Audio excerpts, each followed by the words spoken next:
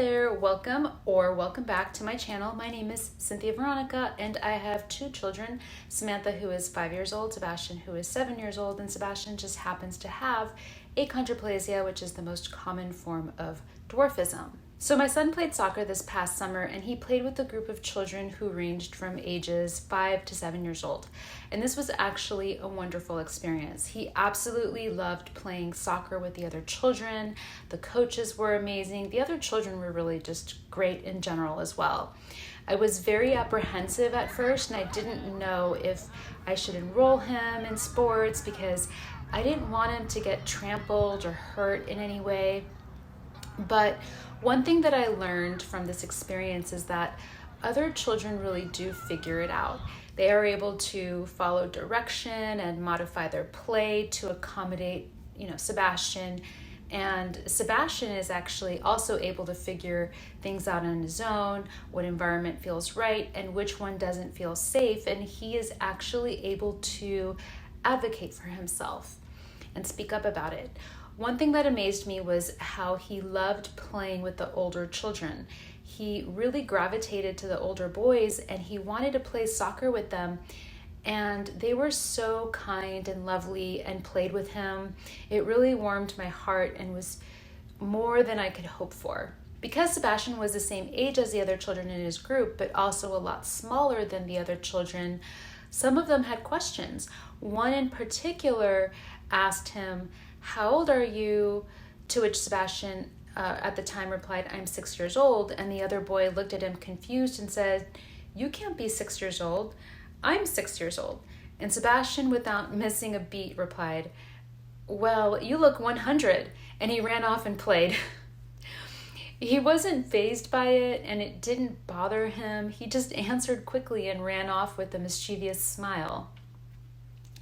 And so this was a moment that I had been preparing for some time now. I would try to prepare Sebastian by telling him, if someone says anything to you about being small, you can just say, "I have achondroplasia. It just means that my bones grow differently."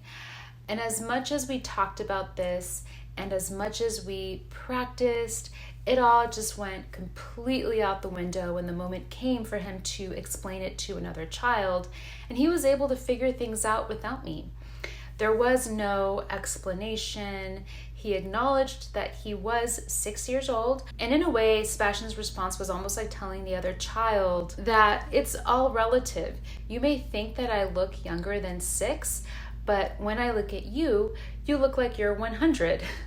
And Sebastian, was wonderful. He just ran off happily and completely unbothered by the situation. So this really taught me how resilient our children could be. The more we live through certain experiences, the more I realize Sebastian is going to be just fine. And the more I realize that he can participate in sports and do things that I was afraid for him to participate in. And with ease, he can easily just pick it up. If you have a child with dwarfism and you're worried, whether it be about participating in sports or about other children saying things that may be hurtful, just know that your child may actually surprise you. Our children can be very adaptable in situations that we dread them being in. You can teach your children how to anticipate and respond to questions, but ultimately they will figure things out on their own. And I think in most cases, they will be just fine. Just show them how much you love them, show them lots and lots of love and respect, and teach them how to stand up for themselves and to advocate for themselves. Be in the moment with them and continue communicating with them.